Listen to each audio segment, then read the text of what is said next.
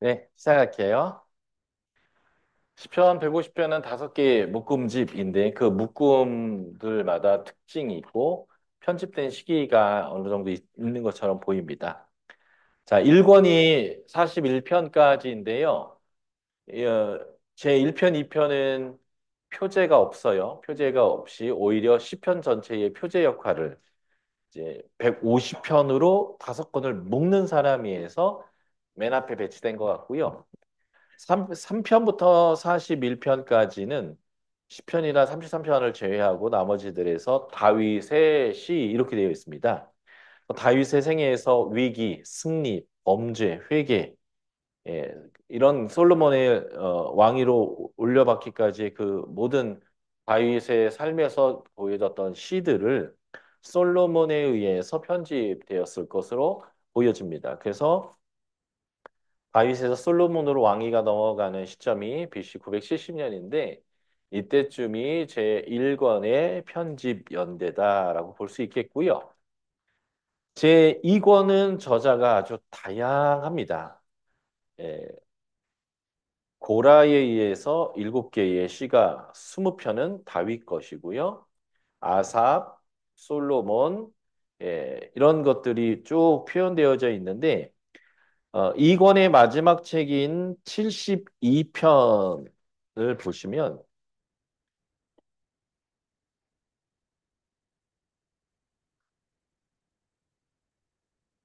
72편 그 마지막 끝부분에 이렇게 돼 있죠. 이세 아들 다윗의 기도가 끝나니라. 이렇게 이제 끝납니다. 예, 그래서 솔로몬에 의해서 이 책이 편집됐을 것으로 우리가 이해되어져서 솔로몬의 통치 말기가 930년이에요. 40년 동안 통치했거든요. 그래서 이때 기록됐을 가능성이 보여지고요. 그렇지 않다면 요시아 왕이 다스리는 기간 개혁을 위해서 편집될 수 있는 가능성이 있습니다. 어쨌든 이 안에 보면 예루살렘 성전과 관련되어 있는 내용들이 있다라는 거고요. 그래서 이권은 솔로몬의 통치 말기에 기록됐을 것 같습니다. 3권은 예루살렘의 함락을 언급하면서 국가적 고난에 대한 강조점을 두고 있습니다. 자, 74편이나 79편을 보면 알 수 있는데 79편을 한번 볼게요. 79편. 하나님이여 이방 나라들이 주의 기업의 땅에 들어와서 주의 성전을 더럽히고 예루살렘이 돌 무더기가 되게 하였나이다. 3절 그들의 피를 예루살렘 사방에 물같이 흘렸으나 그들을 매장하는 자가 없었습니다. 이렇게 이런 내용들을 보면 586년의 사건들을 지금 기록하고 있는 것 같습니다. 이런 내용을 볼 때 BC 586년 남유다의 멸망하고 솔로몬 성전이 파괴되어지고 성벽이 무너졌던 이 시기와 관련되어져 있는 게 편집 시기다라고 볼 수 있을 것 같아요. 제 4권은 90에서 106편까지인데 다윗의 시의 비중이 크지만 저자가 여기도 다양합니다. 야훼의 왕권 제왕지기 시편이라고 하는데 그 시선에서 99편도 있고요. 이런 내용들을 봤을 때는 다윗 왕조가 몰락한 이후에 종말론적인 희망에 초점을 둔 것 같습니다. 제왕지기 시편이라는 것은 하나님이 왕으로 오셔서 세상을 심판하시는 이런 내용들과 연결되어져 있는데 그것이 이 586년의 멸망 이후에 하나님의 다시 오셔서 왕으로서 다시 등극하시는 이러한 그 종말적 기대 때문에 예수님이 오셨을 때 제자들이 유대 나라의 이스라엘의 회복이 지금입니까? 이제 이렇게 이제 물었던 시거든요. 그래서 이 90에서 106편은 예배 의식용으로 많이 사용되어지면서 하나님의 왕시다라고 하는 것으로 종말론적인 희망에 초점을 맞추고 있는 그런 내용이다라고 우리가 볼 수 있습니다. 마지막 5번째 거는요. 할렐루야 시편들이 많아요. 111에서 113편도 그렇고요. 마지막 146편부터 150편까지도 할렐루야 시편이죠. 예. 이런 시편들은 특별히 포로기 이후에 기록되고 그것이 모아진 책으로 보여집니다. 성전에 올라가는 노래들, 시편 102에서 134편도 제2성전이 만들어지고 스룹바벨 성전이라는 거죠.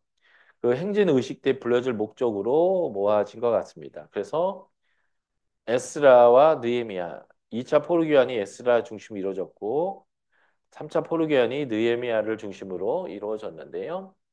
그래서 스룹바벨이 1차 와서 성전을 지었고 에스라가 말씀의 부흥을 일으켰고 느헤미야가 성벽을 쌓으면서 하나님의 보호를 말했는데 그래서 이 에스라 느헤미야 시대가 보통 400년대 중반쯤 돼요. 느헤미야가 포로 귀환한 시점이 444년이거든요. 예. 한번 돌아갔다 다시 432년에 다시 또 느헤미야가 한 번 더 오게 되는데 바로 이런 시점에 에스라와 느헤미야를 통하여 부흥이 일어나는 그 시점에 이렇게 하나님을 예배하는 그런 시들이 모아진 것으로 보여집니다. 그러니까 이제 5개의 시의 묶음집은 한 번에 묶여진 게 아니라 각자 역사 안에서 계속 묶여지다가 마지막에 최종적 편집은 이 제5권의 시점에서 이루어졌다. 이렇게 볼 수 있겠죠. 그래서 시편의 지금 형태의 모음집의 독자는 포로에서 멸망해서 돌아와서 하나님 에스라 느헤미야를 통하여 부흥의 역사를 쓰고 있었던 그 사람들이다라고 볼 수 있겠고요. 그러나 시편과 같은 지혜 문학은 원독자적 상황보다 그냥 어느 시대, 어느 인종, 어느 사람이어도 그 본문을 읽으면서 그 시인의 고통이 나의 고통이고 시인의 감사가 나의 감사하고 시인의 찬양이 내 찬양인 것처럼 이렇게 연결되어지는 그런 책이기 때문에 원독자 입장에서의 해석들을 그렇게 많이 하고 있는 그런 것은 아니다. 이런 거죠. 그래서 지혜문학의 이런 시가서의 비아라이에서 보면 역사적 배경이나 이런 내용이 아예 없죠. 비아라이에. 그 이런 이유가 바로 거기에 있습니다.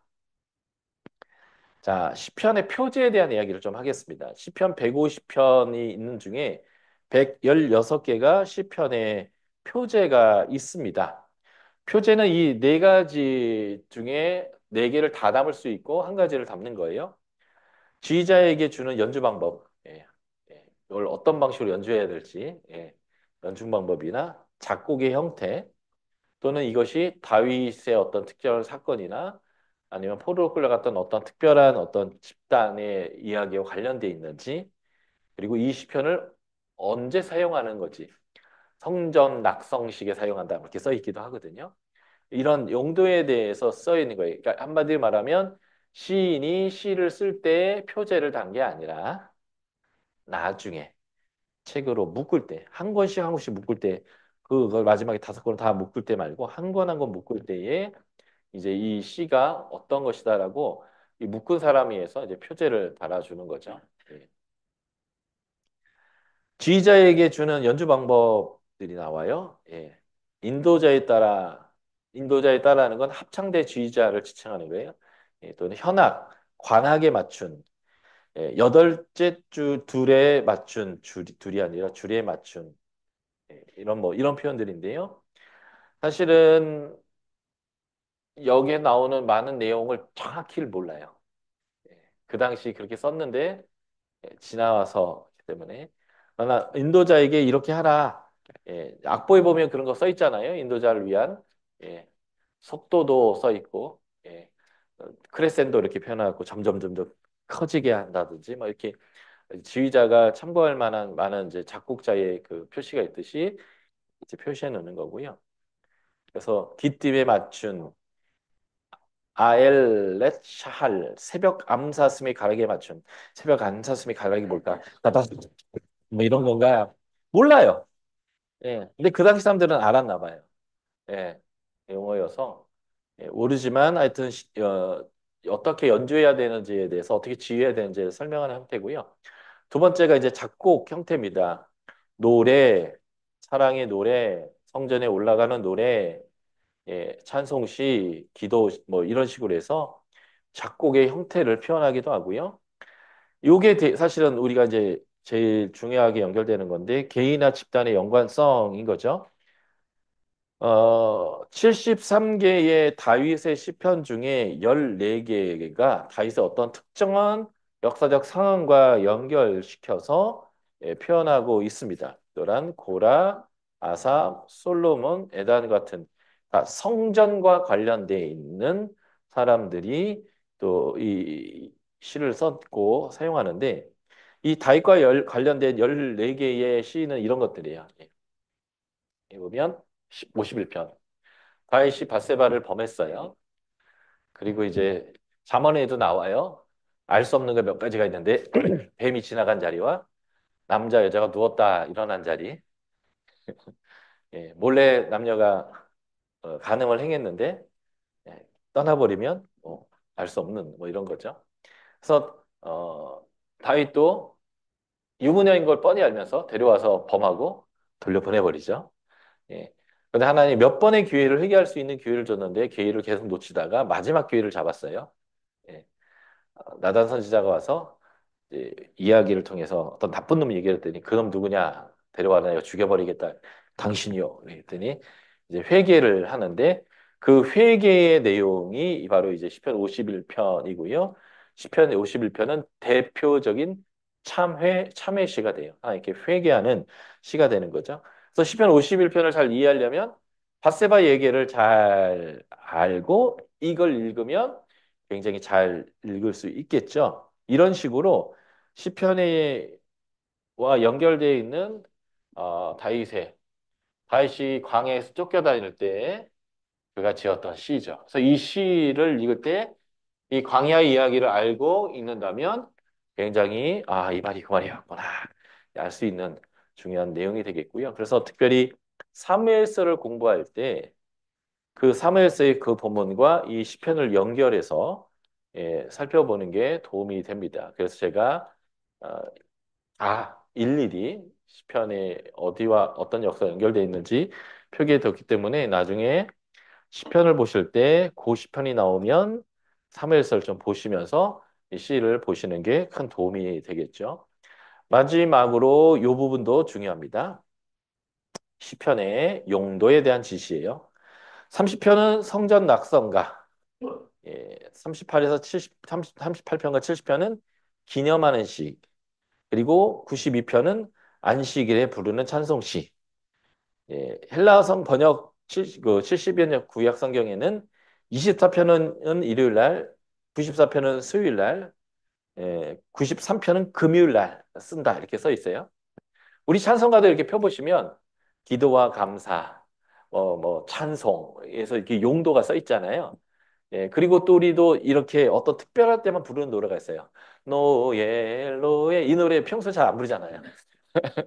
크리스마스 되면 예수 하고 이제 부활절 되면 사셨네. 그때 부르지 뭐 평소 때는 부활절 노래 잘 안 부르잖아요. 이런 것처럼 이제 어떤 특별한 찬양은 어떤 특별한 절기 때 부르게 돼 있어요. 그래서 밑에 위에가 아니라 우리 찬송가 밑에다가 위에 있는 건가? 감사 찬양 아니면 부활절 성령 뭐 이런 식으로 그 표제와 비슷하게 이 책을 성서공회에서 찬송가를 만들 때 표기를 해요. 예, 예. 심지어는 옆에다 해설도 해놨죠. 이 찬양은 1992년 어떤 사람이 예, 그래서 뭐 이제 어, 은혜에 대한 찬양 할 때, 그죠? 나의 죄에 대해서 하나님의 은혜로 구원받았다라는 찬양에 대해서는 노예 판매상이 회개를 하고 하면서 이제 옆에다가 그 스토리도 막 써놓고 그러잖아요. 어떤 찬송가는 해설이 있거든요. 그런 것처럼 후대의 편집자에 의해서 이 시는 어떻게 연주하고 어떤 때 사용하고 누구의 어떤 역사와 연결되어 있고 하는 것들을 기록했는데 이것을 표제다라고 부르는 거고요. 히브리 성경은 표제부터 1절로 돼 있어요. 히브리어 성경은. 그리고 우리의 성경은 70인역 전통을 따라서 표제를 따로 위에다 적고 지금 우리처럼 이 시 내용 자체부터 1절로 구분했습니다. 원래 히브리어든 헬라어로든 성경이 쓰여질 때는 장절이 원래 없었고요. 중세 시대에 이제 랭턴이라고 하는 캐터버리 대주교가 장을 구분했고 그리고 출판업자가 구텐베르크의 인쇄술이 발견되고 종교개혁이 일어나면서 각 나라의 언어로 성경이 번역된 것을 인쇄를 할 때 절을 다 계산을 했기 때문에 히브리 성경은 표제가 1절이고 우리 거는 아니고 뭐 크게 의미는 없어요. 그냥 차이를 설명하는 거지 그 자체로 원래 성경에 그렇게 어떻게 표기되어 있었냐? 원래는 장절 자체가 없었다. 근데 히브리인들은 이것을 장절이 있는 것처럼 표제를 절을 부여했다라고 하는 의미는 그만큼 이 내용을 본문처럼 중요하게 다뤘다 정도로 이해하시면 되겠죠. 정리하면 시편의 표제는 본래적인 시편의 일부가 아니고요. 초기 시집의 편집자나 시편 전체의 편집자가 붙인 거고요. 그래서 이 시편 전체의 편집자가 붙인 표제는 시편 1편, 2편 자체가 시편 전체의 표제 역할을 하는 거다 말씀드렸죠. 예. 그래서 표제는 시편 해석의 역사를 알 수 있어요. 어떤 용도로, 어떤 장소에서, 어떤 때에 썼는지. 그리고 사람의 삶 속에서 시편이 어떤 개인이나 공동체가 어떤 때 어떻게 사용했는지에 대한 그런 단서를 우리가 이 시편을 통해서 이해하는 거고요. 그럴 때 이제 우리가 이 시편을 우리도 어떻게 어느 때 사용하면 좋겠구나라고 이해할 수 있는 게 표제다 보시면 되겠습니다. 자, 시편의 신학이죠. 시편이 우리에게 주는 중요한 메시지들이 무엇이냐라는 것입니다. 자, 시편에서 제일 중요한 관점은 하나님이 여기 계시냐 안 계시냐가 굉장히 중요하게 다루는 게 시편이라는 거예요. 제가 하나님 나라의 3요소를 계속 얘기하잖아요. 하나님 나라의 3요소의 첫 번째는 하나님의 임재예요. 하나님의 임재가 없다면 우리는 아무것도 아닌 거죠. 그리고 그 하나님이 임재하셔서 왕으로 통치하셔서 질서가 부여될 때 우리 삶에 샬롬이 이루어지는 거예요. 히브리어에서의 샬롬은 그냥 평온하다라는 의미가 아니라 하나님이 왕으로 통치함으로 인해서 우리에게 임하는 절대적인 안정 상태를 샬롬이라고 표현하는 거거든요. 헬라에서는 에이레네라고 표현하는 이 단어는 그냥 사건 사고 없고 그냥 조용하구나 정도의 느낌, 평온하구나의 느낌이 아니라 왕의 통치로 누리는 온전한 안식을 표현하는 용어가 샬롬인데 그 샬롬이 사라지는 순간이 언제냐면 왕이 떠날 때, 왕이 우리를 다스려주지 않을 때, 왕이 우리를 보호하지 않을 때, 이때 이제 문제가 생기는 거예요. 그래서 시편이 여러 장르가 있는데 제일 많은 게 탄식시예요. 이제 여러분들 서적을 보면 탄식시라고도 번역하고 탄원시라도 번역해요. 같은 내용인데 영어권 사람들은 탄식시라고 쓰고 독일에서 배우신 분들은 영국 쪽에서 배우신 분들은 탄원시라고 배워요. 약자들은 그게 중요합니다. 자기가 어디서 공부했고 자기가 어떤 용어를 쓰느냐 이게 자존심과 같은 거여서 근데 여러분들은 같은 내용이다 이렇게 생각하시면 되는데 시편의 거의 60%가 탄식과 관련돼 있어요. 인생 자체가 그렇게 힘들어요. 사는 게 평안한 날이 없어.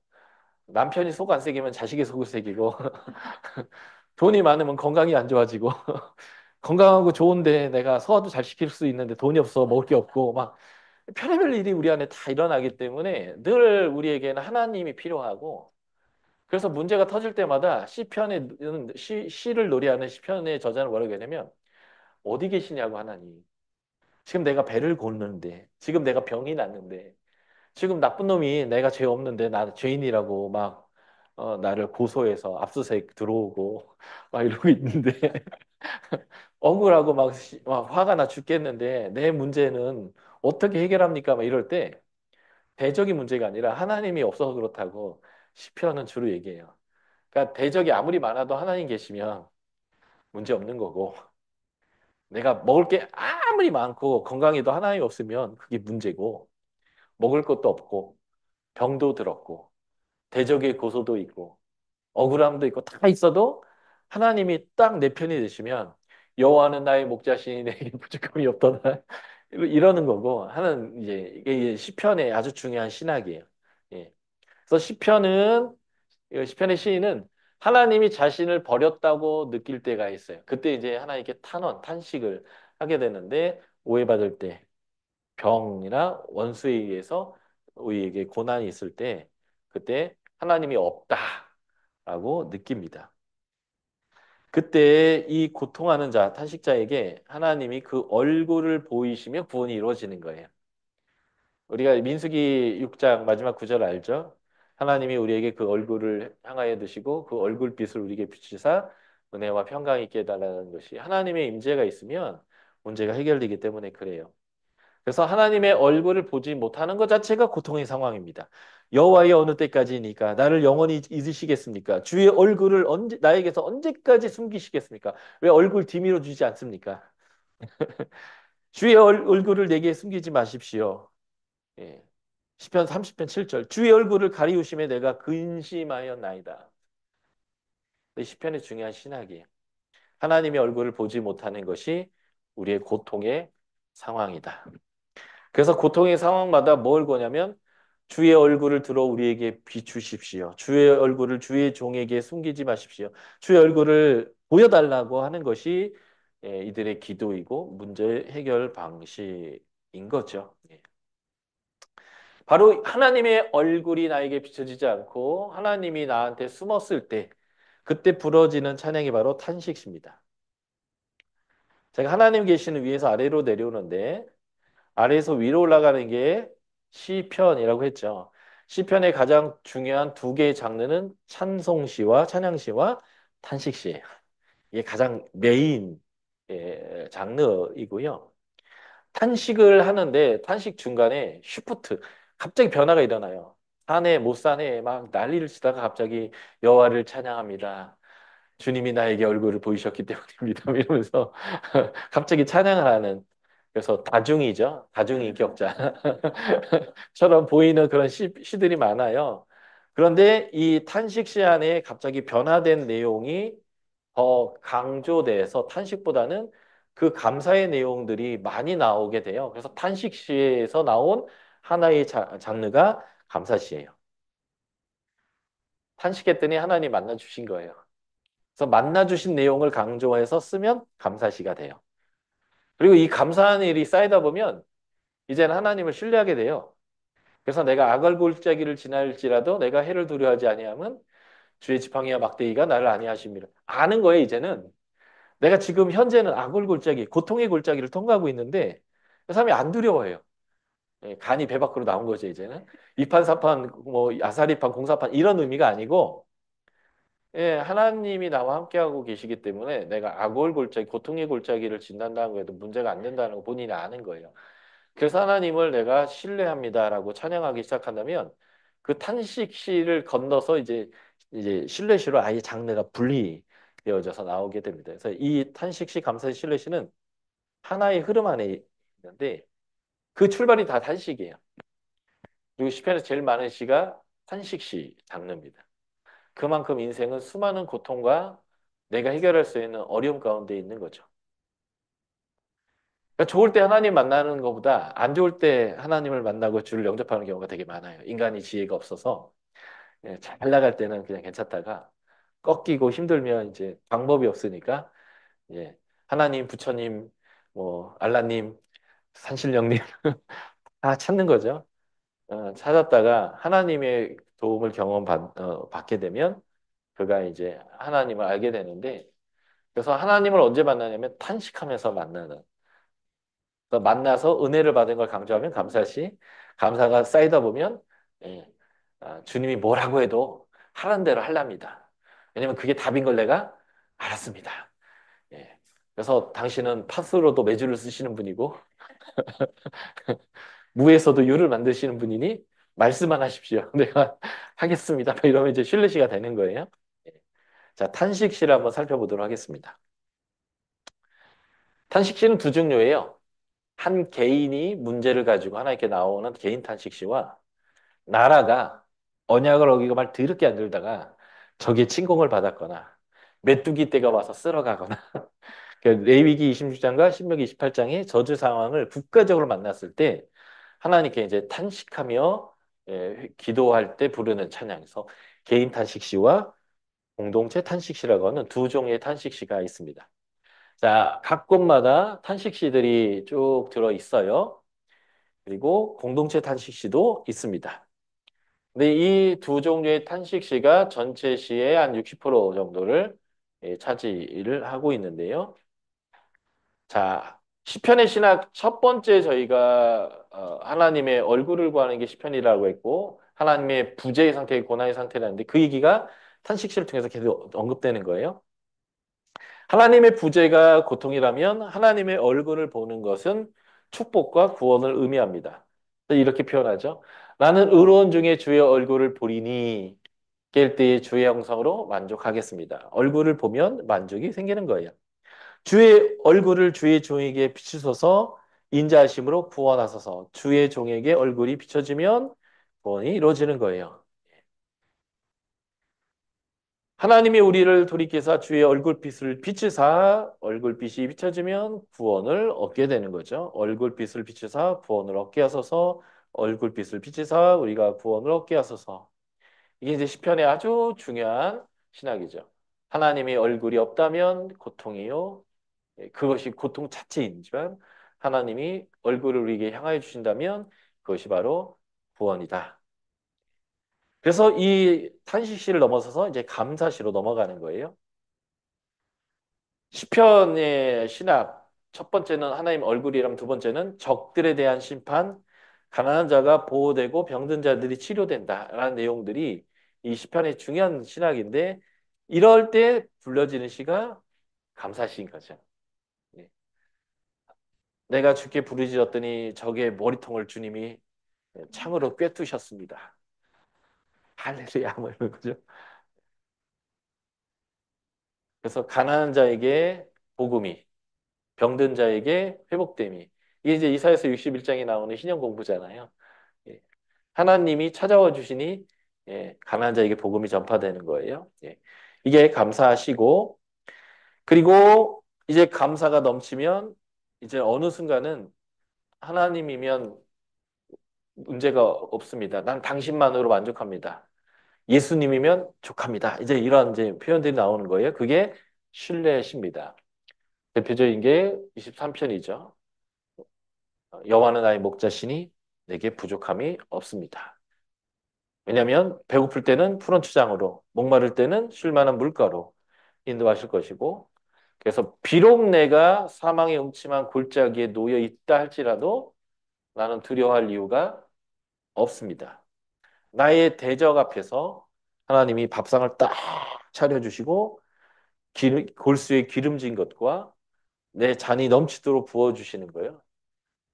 아니면 이제 내가 싸울 게 아니라 하나님이 가서 싸워서 이겨줄 것이기 때문에 너는 밥 먹고 있어라. 관우적 표현으로 얘기하면 술잔이 식기 전에 내가 끝내고 오겠다. 너는 여기서 먹고만 있어라. 예. 뭐 이렇게 이제 이미 이게 다윗이 광야를 다 통과한 후에 하나님을 다 경험하고 나서 이건 뭐 빼도 박도 못한 증거예요. 자기 인생에서 자기의 젊은 시절에 하나님이 자신에게 수십 년 동안 그렇게 해오셨기 때문에 이건 너무 명확한 사실이다 보니 하나님을 신뢰할 수밖에 없다라고 이제 고백하는 신뢰의 시가 주어지는 거죠. 그래서 시편은 이미 수천 년 동안 하나님을 경험했던 사람이 하나님이 누구인지를 우리에게 알려주는 그래서 우리에게 굉장히 중요한 책이에요. 하나님을 성품을 알고 싶으면 창세기나 출애굽기의 스토리를 읽어도 좋지만 그것을 하나의 시로서 이미 하나님이 이런 분이라고 이렇게 하셨다고 하나님은 이런 분이라고 믿을 만하다고 얘기하는 그러한 시들이 이제 시편을 통해 주어지고 그래서 그것을 우리가 계속 노래하는 거죠. 자, 하나님에 대해서 찬양하는 찬양시가 있습니다. 찬양시 대표적인 게 시편 100편이에요. 한번 보실까요? 시편 100편.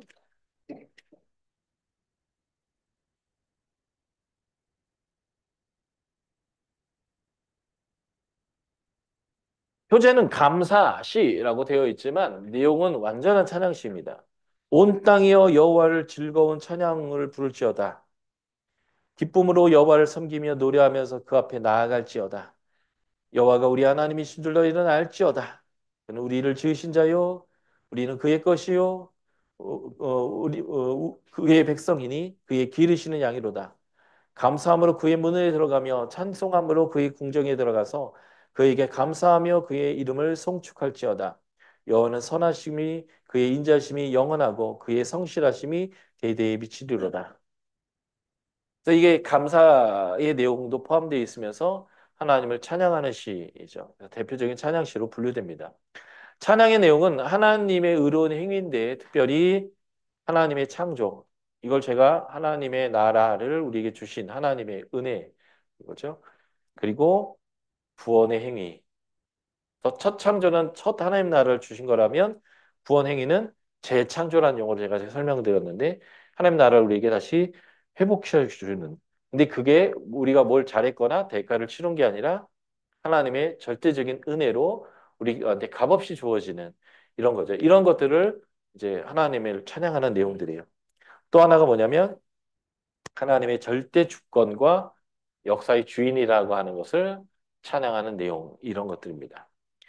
그래서 이런 찬양시의 장르 안에 이런 창조시가 있어요. 창조시. 그 대표적인 창조시가 시편 8편입니다. 우리가 잘 아는 찬양이죠. 특히 박정호 씨가 불러서 여호와 우리 주여 주의 이름이 온 땅에 어찌 그리 아름다운지요. 근데 이 시의 맨 앞과 맨 끝에 이 대사가 들어있어요. 인클로지오 그죠? 그러니까 이 시는 인클로지오로서 하나님의 창조를 노래하는 거죠. 그런데 그 중간의 내용을 보면 사람이 무엇이간데 옛날 개역 성경에는 천사보다 조금 못하게 하시고 라고 이제 되어 있었는데 히브리어 원서는 엘로힘보다 못하게 하셨다. 하나님보다 못하게 이렇게 써 있어요. 그런데 이게 이제 70인역으로 번역되면서 헬라의 문화권 안에서 신보다 인간이 조금 못하다라는 게 이해를 못하니까 70인역에서는 천사보다 못하게 이렇게 번역해 놨어요. 그래서 우리나라 개역 성경이 옛날에는 천사보다 했다가 개역 개정 바꾸면서 원어로 다시 바꿨죠. 우리가 창세기에서 이미 배웠듯이 인간은 하나님의 형상으로서 하나님의 성품으로 자녀됨으로 주권적 청지기의 역할을 하는 성령의 사람이잖아요. 그런데 이제 이러한 사실을 잘 몰랐던 상황에서는 하나님보다 조금 못하다는 말을 이해를 못하여서 천사보다 같은 피조물인데 영적인 천사보다 인간이 좀 못하다라고 이해하고 그렇게 이제 원어를 무시하고 번역을 했는데 신학적으로 우리가 천사보다 위잖아요. 예. 천, 히브리서 2장에도 얘기하잖아요. 천사는 하나님과 우리를 섬기려는 종이다. 예. 그래서 우리가 하나님보다 조금 못하다. 그래서 사실은 시편 8편은 하나님의 창조의 아름다움 중에 특별히 제6일 날 사람을 존귀한 존재로 만드신 하나님의 그 은혜에 대해서 찬양하는 찬양이 되는 거죠. 예. 그래서 대표적인 만물의 창조자 하나님, 만물의 주인이신 하나님, 주권자 하나님을 찬양하는 내용, 이게 대표적인 게 시편 8편이고요. 바로 이 주인이시기 때문에 역사를 그분의 뜻대로 이끌어 가시는 분이에요. 그래서 이분이 왕이십니다. 이분이 우리를 구원하십니다. 시편 105편이요. 대표적인 구속사 시편이에요. 하나님이 아브라함을 부르시고 애굽에서 큰 민족 만드셔서 출애굽시켜서 광야에서 구름 기둥, 하나님의 덮개로 구름 덮개로 우리를 보호하셔서 여기까지 왔습니다라고 하는 하나님의 구속을 노래하는 이러한 구속사 시편. 그래서 이제 재창조된다라는 의미는 하나님 나라가 다시 오는 건데 하나님이 거기에서 왕으로 다스린다의 개념이겠죠. 그렇기 때문에 하나님이 왕으로서 즉위하는 내용이 이제 시편 93편이나 95편에 나온다는 거예요. 93편 읽어드릴게요. 여호와께서 다스리시니 스스로 권위를 입으셨도다. 여호와께서 능력의 옷을 입으시며 띠를 띄우셨으므로 세계도 견고히 서서 흔들리지 아니하는도다. 주의 보좌는 예로부터 견고히 있었으며 주는 영원부터 계셨나이다.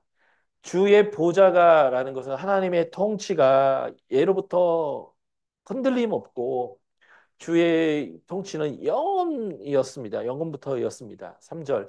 여호와여 큰 물이 소리를 높이고 큰 물이 그 소리를 높였으니 큰 물이 그 물결을 높이나이다. 높이 계신 여호와의 능력은 많은 물소리와 바다의 큰 파도보다 크나이다. 위험 있다는 거죠. 여호와여 주의 증거들이 매우 확실하고 거룩함이 주의 집에 합당하니 여호와는 영원 무궁하시리이다.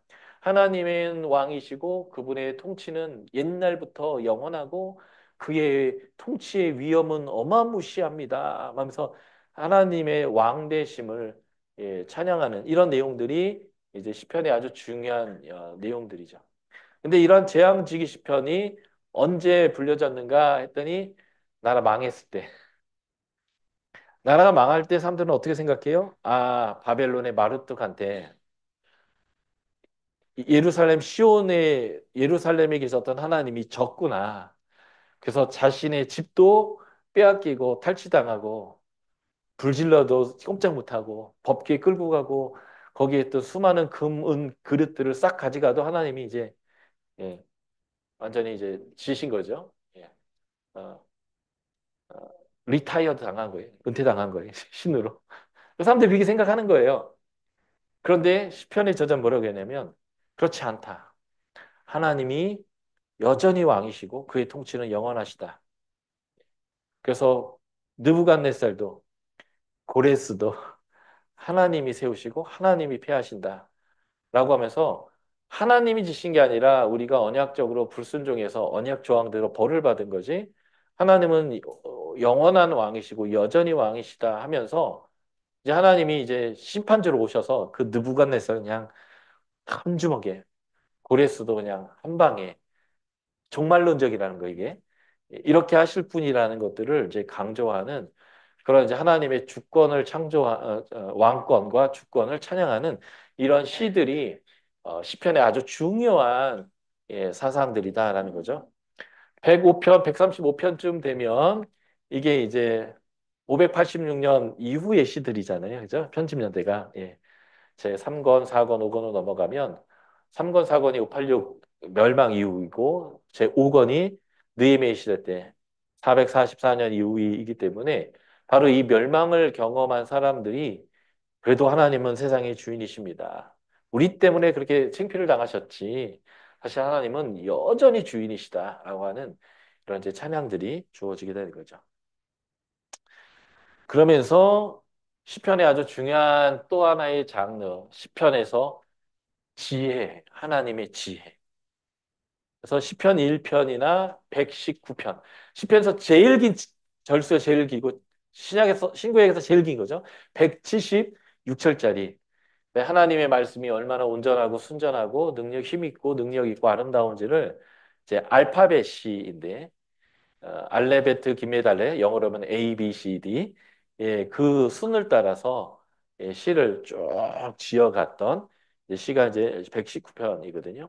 시편 1편은 우리가 너무 잘 아는 토라 아시죠? 지혜 시이고 그래서 하나님의 말씀이 얼마나 아름답고 소중하고 우리에게 복 있는 사람으로 의인으로 살게 하는지를 보여주는 시, 이게 이제 지혜 시고요. 시편 150편을 최종적으로 편집한 사람은 시편 1편, 2편을 바로 이 지혜의 시편과 예수님이 종말로 주로 와서 쇠몽둥이로 그냥 질그릇 확 깨부듯이 심판하시는 하나님을 이제 찬양하는 두 시를 시편 전체의 표제로 딱 하니 그러니까 시편이 뭘 얘기하고 싶은지 마지막에 편집자의 의도가 표제 안에 담긴 거잖아요.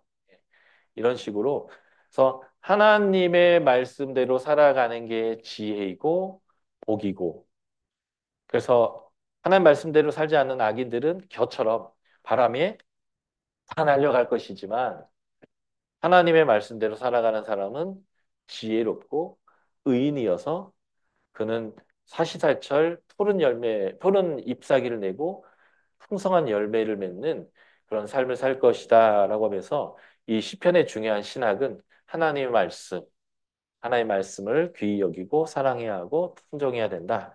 이런 내용들이죠. 이게 이제 시편에서 말하고 있는 중요 주제 6가지를 제가 지금 설명드리면서 그거에 맞는 장르들, 시편의 장르들을 설명드렸습니다.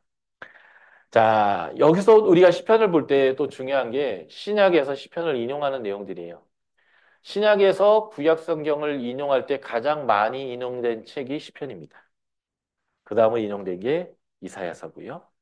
그만큼 신약 시대 사람들도 시편을 중요하게 늘 읽었고 예수 그리스도를 증명할 때에 시편을 굉장히 또 많이 사용해요. 왜냐면 시편 안에 메시아닉 쌈, 메시아 시편들이 많이 있기 때문에 그래요. 그만큼 시편이 굉장히 중요한 책이었다라는 의미로서 신약에서의 시편 사용을 보겠습니다. 사도들과 신약의 저자들은 예수님이 메시아다라는 것을 증명하는데 늘 구약을 사용했습니다. 그래서 베드로, 바울, 아볼로가 그랬어요. 보시면 아볼로가 성경으로서 신약 시대 때의 이 성경이란 단어는 구약 성경을 얘기하는 거죠. 신약 성경 정경화는 AD 4세기에 이루어졌기 때문에 신약 성경은 AD 4세기까지는 아직 정경, 캐논이 아니었어요. 그러니까 사도 시대 때 성경이라 하는 것은 구약을 얘기하는데 이 성경을 가지고 예수는 하나님이 기름 부어서 보내신 메시아 이것을 헬라어로는 그리스도인데 라는 것을 증명하여서 이겼다 이렇게 표현하는 거죠. 그래서 증명을 뭘로 하느냐? 구약을 가지고 예수님을 증명하는 방식으로 신약의 저자들이 했는데 이렇게 증명할 때 시편을 많이 인용했다는 거예요. 보실까요? 예. 예수님이 버리진 모퉁이 돌이다. 메시아의 보좌 우편에 메시아가 하나님 보좌 우편에 앉았다. 엘리엘리 라마 사박다니. 예. 예수님 메시아로서 배신당하는 얘기들, 예수의 옷을 제비 뽑는 것, 십자가에서 목마르다 하시는 것, 십자가에서 뼈가 꺾이지 않았다라고 하는 내용들, 멜기세덱의 반차를 쫓는 제사장이라는 것, 이런 수많은 예수님에 대한 이야기들이 시편을 통해서 인용되어졌다는 거예요. 그만큼 시편이 굉장히 하나님의 통치 그리고 하나님의 주권으로서의 메시아 그래서 종말적인 심판의 이야기까지 시편이 아주 귀하게 사용되어졌던 책이다라는 것을 여러분들이 이해하시고 보시면 좋겠고요. 그래서 시편을 즐겨 읽으시고 즐겨 사용하시면 아주 신약을 공부하는 데도 큰 도움이 된다라는 겁니다. 자, 이제 시편의 양식을 설명드리도록 하겠습니다. 이미 앞에서 한식시와 찬양시가 시편의 주종이다 말씀드렸고 거기로부터 파생되어 나오는 시편의 양식들이 있다라고 말씀드렸는데 이제 헤르만 궁켈이라고 하는 구역학자가 양식 비평이라는 성경을 보는 방식, 특별히 시편을 보는 방식을 이제 창안해 냈는데 시편을 봤더니 어떤 찬양시든 탄식이든 장르가 있고 거기에 맞는 형식이 있음을 발견했어요. 그래서 그 형식을 보면 아 이것은 무슨 시겠구나. 탄식시겠구나. 탄식시라는 것은 이 사람이 어떤 상황에서 있는데 하나님께 도움을 구하는 것이구나. 이런 식으로 시편의 내용을 볼 수 있는 이제 그런 것을 보는 거죠. 이제 우리도 이제 노래 같은 걸 보면 트로트라는 장르가 있고요. 발라드라는 장르가 있고요. 힙합, 락, 로켓롤, 뭐 락에도 뭐 하드락 있고요. 근데 무슨 일이 하나도 모르겠는 이런 것도 있고 그리고 이제 랩 같은 것도 있죠. 예. 근데 보통 달콤한 사랑을 고백할 때는 랩 요즘은 랩을 쓰기도 하는데 잘 안 쓰죠. 보통 랩은 보통 사회 비판적으로 쌍욕해가면서 막 할 때 이제 랩을 쓰고요.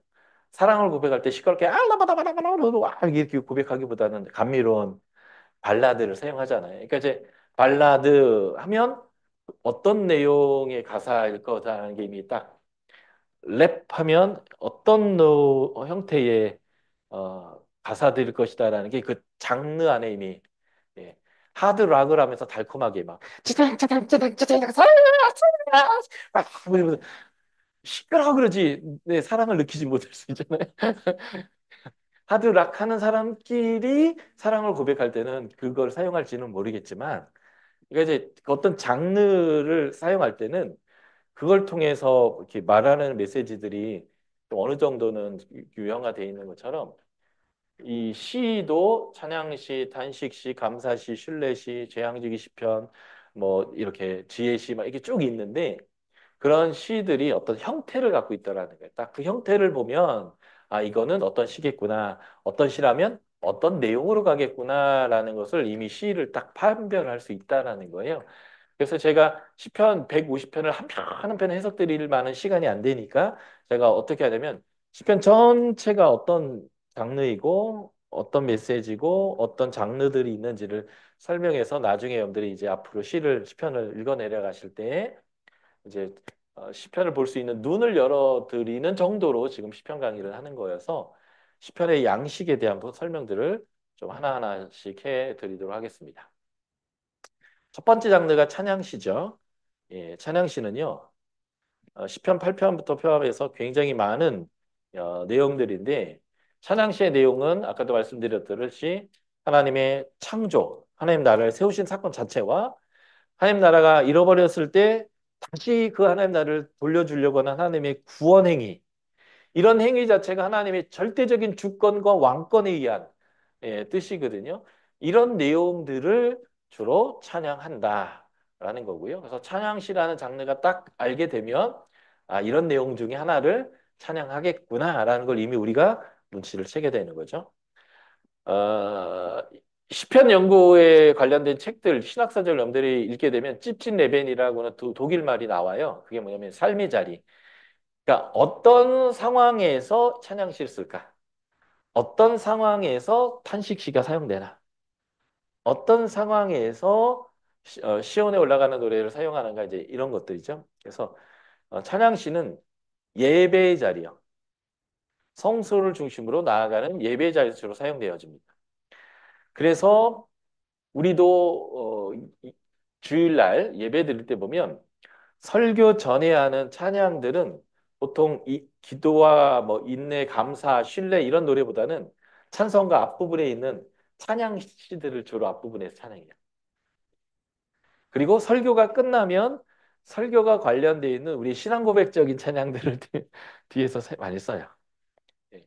그런 것처럼 어떤 예배 시대 때도 어떤 곡이 언제 사용되어지는지가 우리 예배의 형식 안에 예배화가 안에서 자리를 잡거든요. 그런 것처럼 찬양시는 주로 공중 예배예요.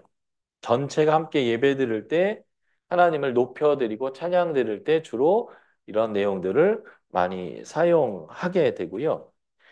이러한 찬양시에 속해 있는 시 중에 하나가 하나님이 우리 가운데 자정하셔서 우리를 보호하신다는 시온의 시편과 그 시온에 하나님이 왕으로 등극하는 대관식 시, 제왕 즉위 시편, 예, 하나님이 왕으로 우리 가운데 이제 임재하시는 이런 내용까지가 다 이제 찬양시에서 파송되어 나온 이제 시다 이렇게 보시면 되겠고요.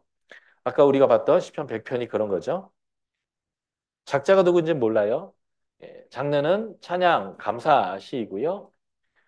여호와가 우리 하나님이신 줄을 알지어다. 그래서 하나님이 우리 하나님, 우리를 지으신 자, 선하시고 인자하고 성실하심이 대대에 미친다. 이런 식으로 하나님을 찬양하는 찬양시가 나옵니다. 찬양시에 보면 찬양하는 사람, 예배자가 누구인가라는 게이 100편, 시편 100편에 나오는데 온 땅이여. 그래서 모든 피조물이 하나님이 모든 피조물을 만드시고 주인이시기 때문에 온 땅이 하나님의 예배해야 되고 하나님 백성인 우리 3절에 우리가 바로 이 예배자다 이렇게 표현되어 있어요. 그러면 이게 이제 요한계시록에 나와 있는 삼위일체 하나님 그리고 여기가 그룹 24장로 그리고 천군 천사와 다 찬양하는 내용인데 그러니까 누가 예배하느냐? 모든 피조물들이 하나님을 예배하는 거라고 지금 이 찬양이 얘기하고 있는 거죠. 찬양의 방법은 어떻게 해야 되는가라는 거예요. 1장 1절에 보면 즐거이 부름으로 찬양하라고 되어 있습니다. 영어 성경을 한번 보시면 이 부분이 훨씬 더 그렇게 표현되어 있는 것을 우리가 발견할 수 있어요. 시편 100편을 혹시 영어 성경으로 읽어 주실 수 있는 분이 있을까요?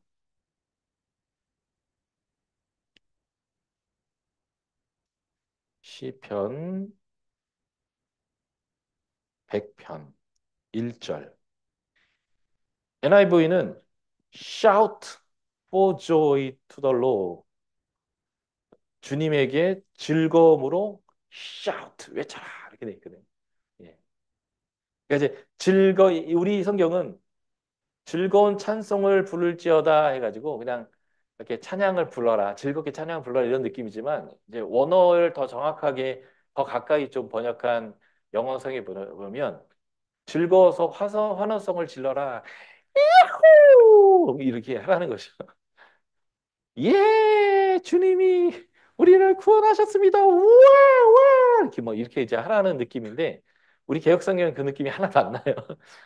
좀 웃으면서 불러라, 신나게 불러라 이제 느낌인데 예, 찬양 드리는 방법이 뭐냐 할 때 하나님 우리를 구원하셨기 때문에 하나님 질병을 치유하셨기 때문에 나의 배고픔을 해결했기 때문에 우리 가운데 대적을 물리셨기 때문에 지금 막 축제처럼 즐거이 불러라.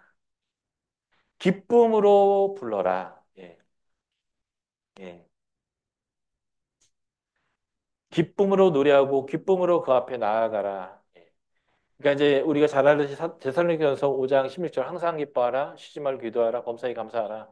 이것이 하나님 뜻이다라고 얘기하는 거잖아요. 그래서 하나님 예배할 때는 막 즐거이 나와서 환호성을 지르며 축제, 셀레브레이션 하듯이 예배하라고 하는 거죠.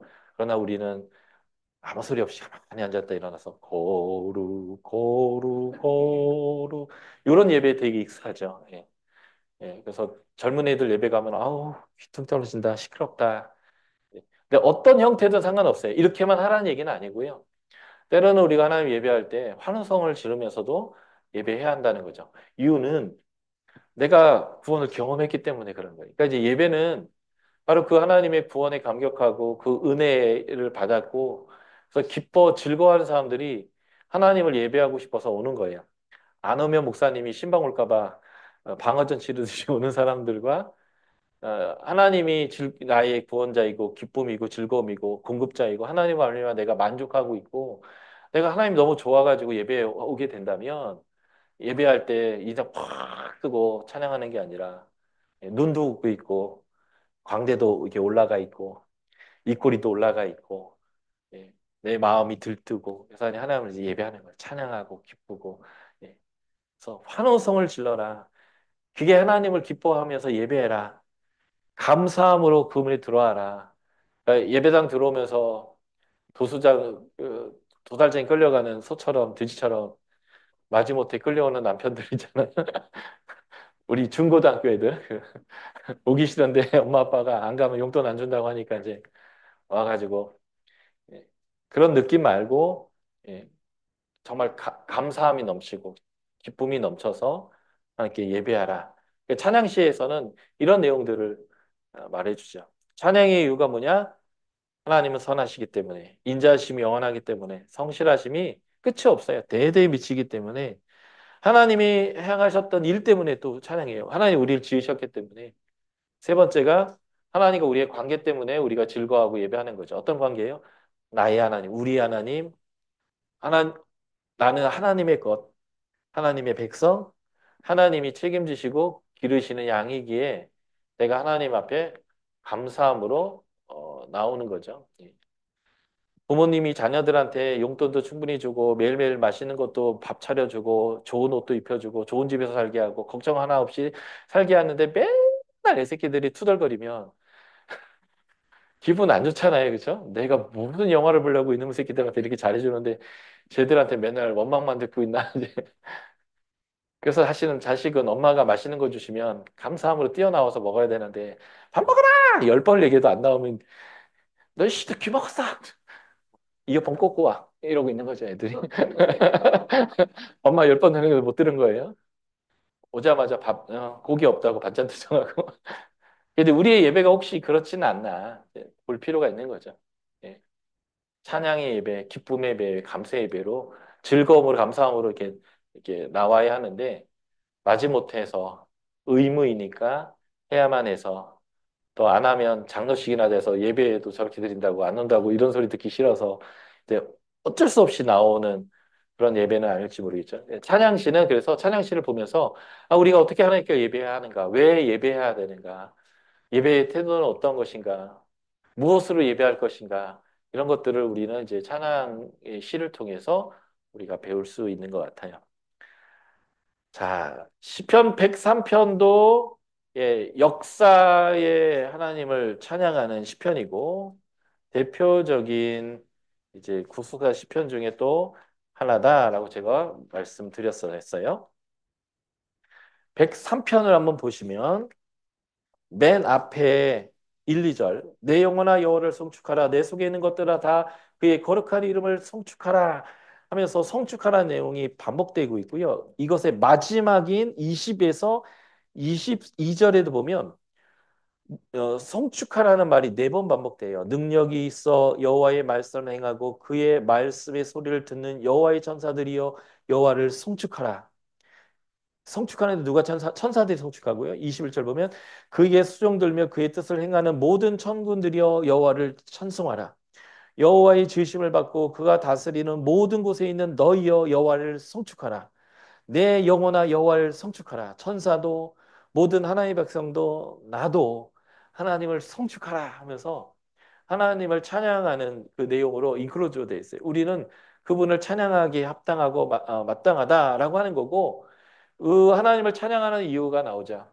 하나님의 행하신 일과 하나님의 성품 때문에 우리는 하나님을 찬양할 수밖에 없다.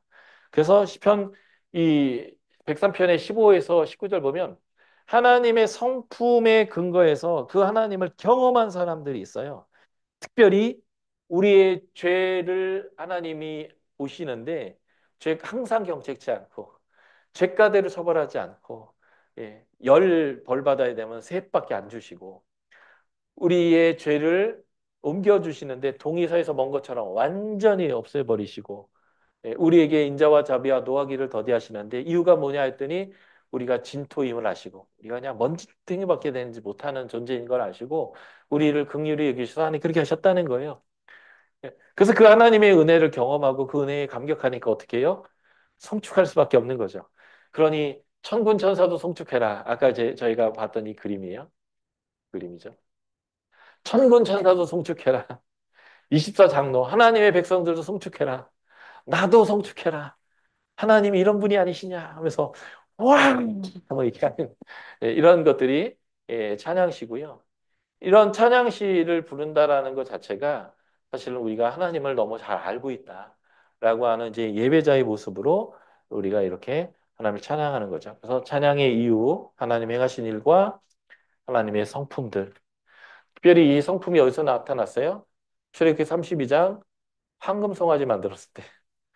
하나님이 성막을 주시려고 모세를 불러왔는데 밑에서 송아지 만들었을 때 하나님이 그들을 용서하시고 자신의 이름을 말씀해 주시면서 여호와라 여호와라 나는 인자하고 자비하고 노하기를 더디하는 하나님이라 하시면서 내가 복은 1000대까지 벌은 3, 4대까지 반드시는 주겠다 하면서 하나님 주셨던 그 하나님의 성품을 역사 안에서 이 경험한 거예요. 시편 저자가 하나님의 구속 안에서 그래서 망한 거 당연하고 다시 안 돌려주셔도 될 정도로 우리가 나쁜 놈들이었는데 하나님이 금방 그거 까먹고 우리를 다시 구원시켜 주시고 하니까 그 하나님의 구원, 구속의 역사를 경험하면서 찬양하는 내용이 바로 이 찬양시죠.